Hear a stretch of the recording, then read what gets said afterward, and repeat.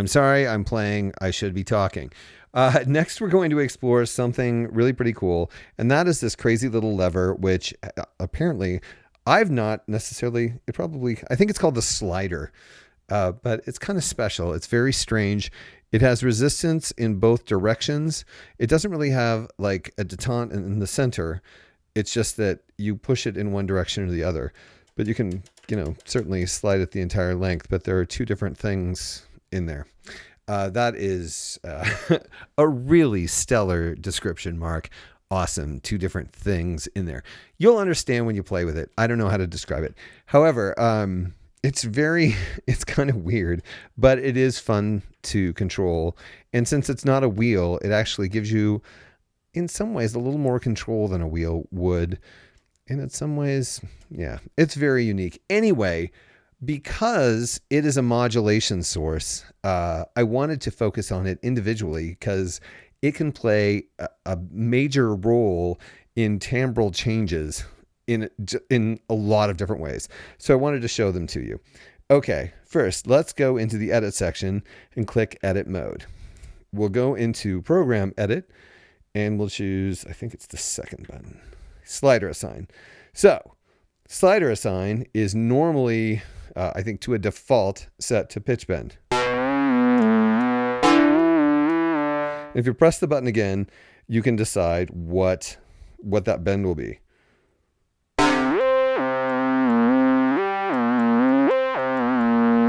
And press it again, and you can decide what the negative one is. It's set to 2, the other one's set to 12, so you can do things like going up to 12, an octave, and down to, which you just heard me doing. And that's pretty fun. You have the ability to decide how much it goes up and how much it goes down. But that's only the very beginning. Let's go back. Pitch bend. What's the next one? VCO1's pitch. Let's go up a little bit here.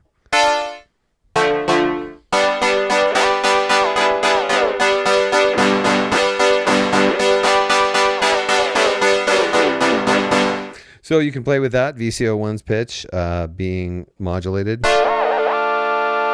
octave.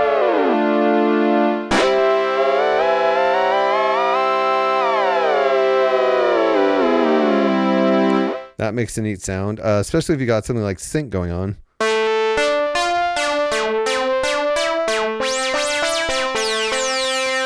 Now VCO2 is enslaved to VCO1. So what happens when we press the pitch up? It affects both the way that VCO2 is being synced and the pitch of VCO1. If we take out VCO1, we can only hear VCO2. You're getting pitch 2. That's really interesting sound, though.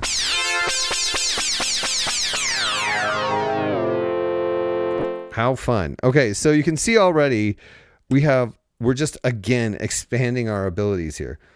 VCO1 shape. Yeah, let's turn that. Let's listen to just VCO1.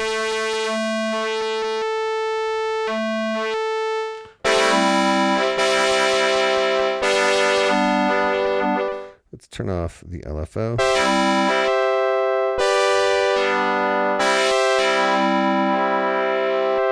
So you can actually turn the shape knob with this slider instead of turning the shape knob. Get different effects.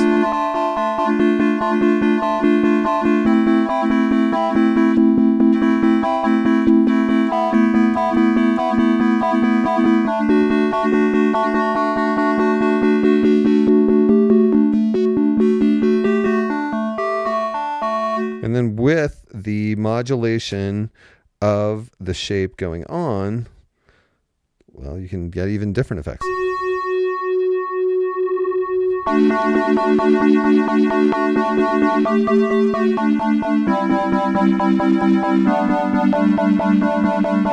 So that's really cool. Okay. VCO2's pitch, which becomes important when we have sync on. So let's hear what's going on with that.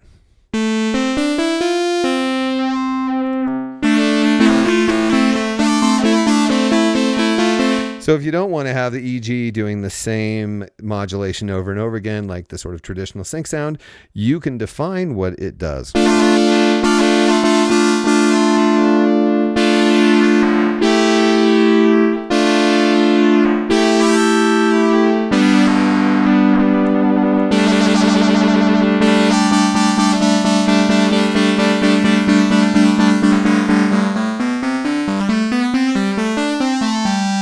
Really cool sounds. VCO2's shape. What happens when we have this on sync? Yeah, since you are changing the waveform of VCO2, it's still going to have an effect, even though it's enslaved to the restart of VCO1's wavelength. If you didn't have it on sync, you could still have fun.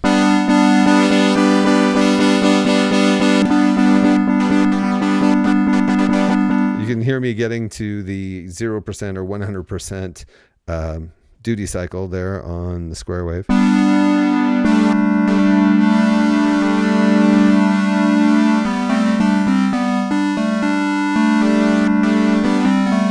So you're basically adding your own pulse width modulation in that setting.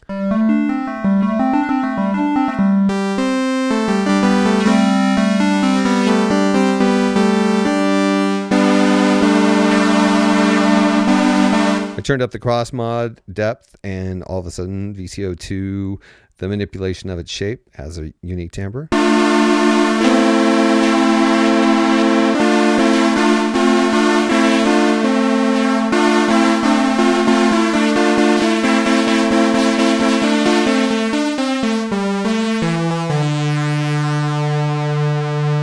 Cool.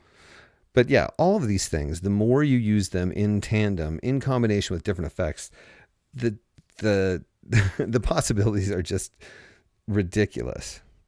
Cross mod depth.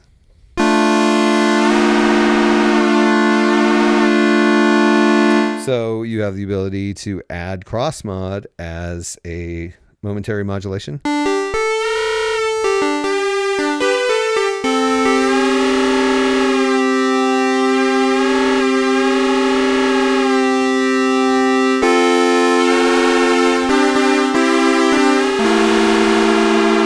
That's kind of cool.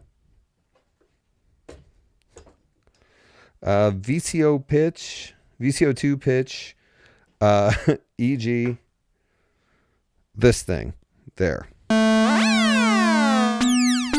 So you basically have the ability to initiate turning this knob with the slider.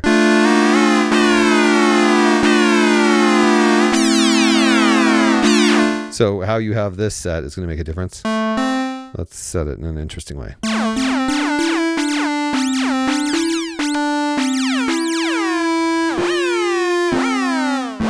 And then we'll turn this off, or to 0, or thereabouts. And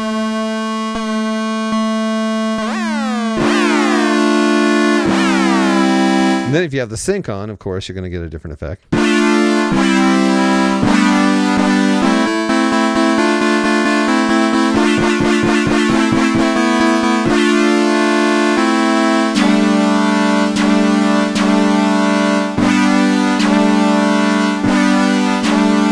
That's really cool. VCO1's level.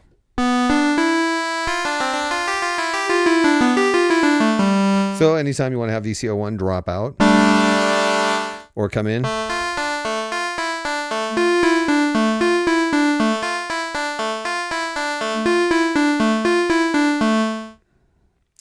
VCO2's level, same deal.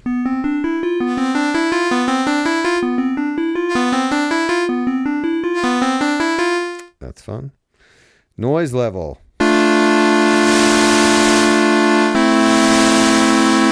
So you can have like the surf coming in as you're playing a particular sound. No, I'm not making fun, but that is funny. Anyway, the filter cutoff, of course.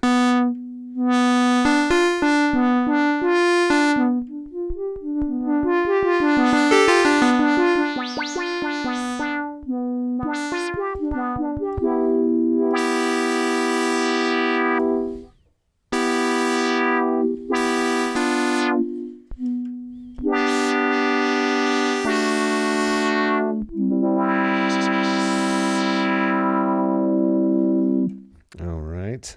Resonance, you can start with 0 and go and add resonance.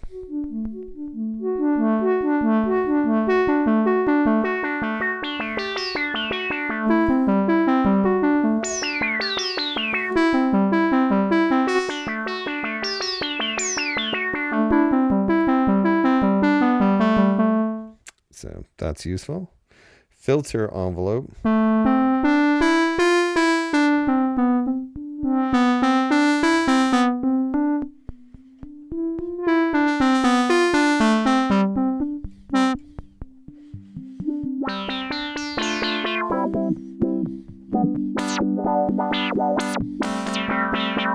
That's being affected by the velocity that I have on.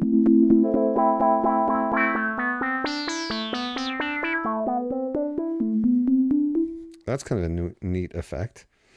Amp EG attack. So if you're playing something that you want that you need to have both fast attacks and really slow attacks within the same sound.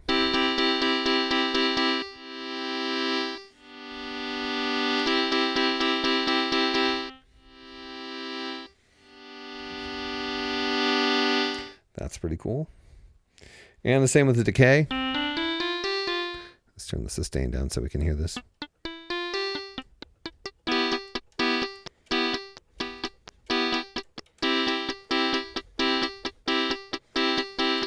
That's pretty awesome. And the sustain.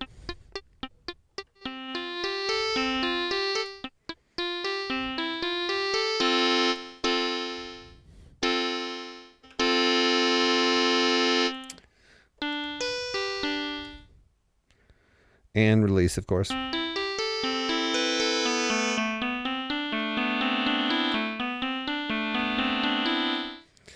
All beautiful effects to have happening. And then we go through the same thing with this attack.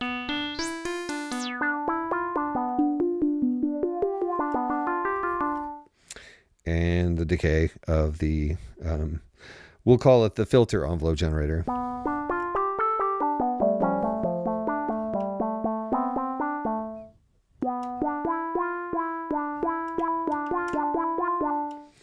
And the sustain.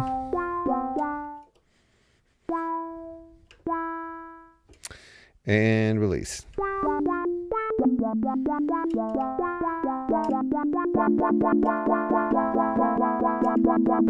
can imagine how all of these can make an effect when the sequencer is going.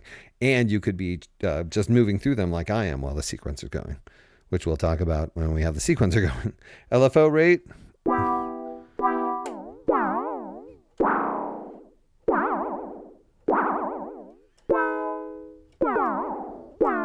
So you can control the rate of the LFO using the lever. How much the LFO is on. So you can get your standard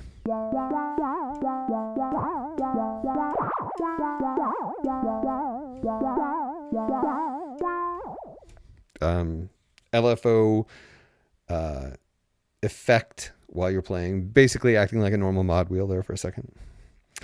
The high pass frequency cutoff, which is used with the delay, which we haven't really talked about.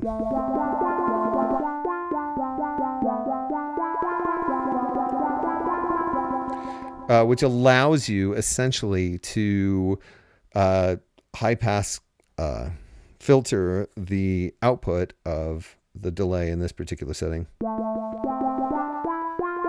So you can make it relatively quiet. Take the bass out of it. Make it go completely away.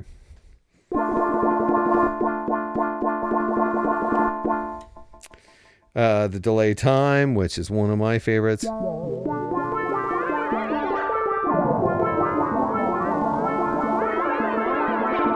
Total madness. Feedback.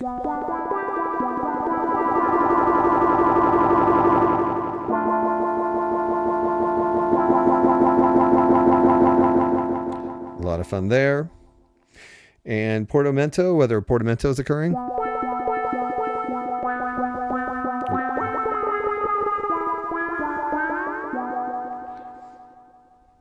Let's turn the effect off. And voice mode depth. So if we're in like poly, like we are right now, we can do that thing where we get inversions.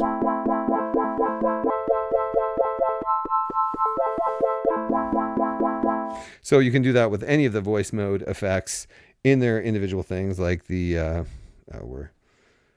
we're in this right now. So anyway, you can get any of the effects that we explored that occur with the voice mode depth.